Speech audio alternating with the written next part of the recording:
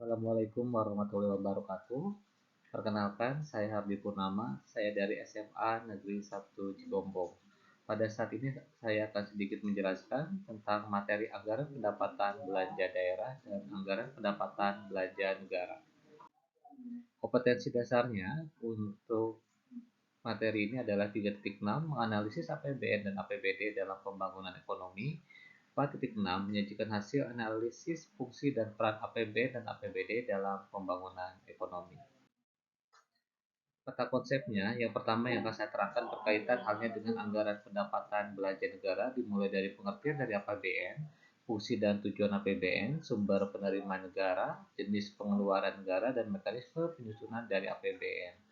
Sedangkan APBD sendiri mulai dari pengertian, fungsi dan tujuan APBD, sumber penerimaan daerah, jenis-jenis pengeluaran daerah, dan mekanisme penyusunan anggaran pendapatan belanja daerah. Yang pertama yang saya jelaskan berkaitan hanya dengan seperti apa yang namanya APBN itu dan untuk apa APBN tersebut dibuat. Kalau misalnya kita lihat dari gambar yang ada bahwa pembangunan yang berlangsung di negara kita perlu yang namanya pembiayaan. Pembiayaan tersebut diperoleh dari yang namanya anggaran pendapatan daripada negara kita sendiri. Pendapatan-pendapatan yang diperoleh dari negara kita yang terbesar pastinya diperoleh dari pajak dan beberapa poin yang lainnya. Demikian halnya untuk yang namanya dipergunakan apa pendapatannya ada. Pendapatan yang ada dipergunakan salah satunya adalah dari beberapa apa yang digambarkan di sini. Terbanyak adalah untuk pembangunan, baik itu pembangunan secara infrastruktur ataupun pembangunan daripada sumber daya manusia Indonesia itu sendiri. Pengertian daripada APBN merupakan pedoman pengeluaran dan penerimaan negara agar terjadi keseimbangan yang dinamis dalam melaksanakan kegiatan kenegaraan dalam rangka meningkatkan pertumbuhan ekonomi.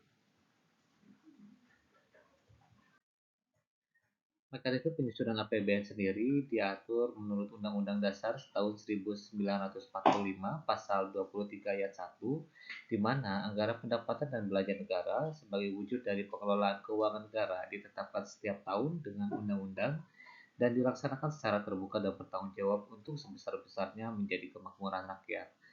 Menurut Pasal 23 Ayat 2 Undang-Undang Dasar 1945, rancangan Undang-Undang Anggaran Pendapatan dan Belanja Negara diajukan oleh Presiden untuk dibahas bersama Dewan Perwakilan Rakyat dengan memperhatikan pertimbangan daripada Dewan Perwakilan Rakyat itu sendiri. RAPBN sendiri diajukan oleh pemerintah yang atas nama Presiden, kemudian diajukan kepada DPR. Di DPR sendiri dirapatkan apakah DPR akan menerima ataupun menolak apa yang direncanakan dalam anggaran pendapatan belanja negara itu sendiri. Kalau menerima, kemudian DPR akan membuat yang namanya undang-undang yang awalnya RAPBN menjadi APBN. Kalau ditolak, akan menggunakan APBN tahun sebelumnya. Demikian apa yang saya sedikit terangkan berkaitan halnya dengan APBN. Terima kasih. Assalamualaikum warahmatullahi wabarakatuh.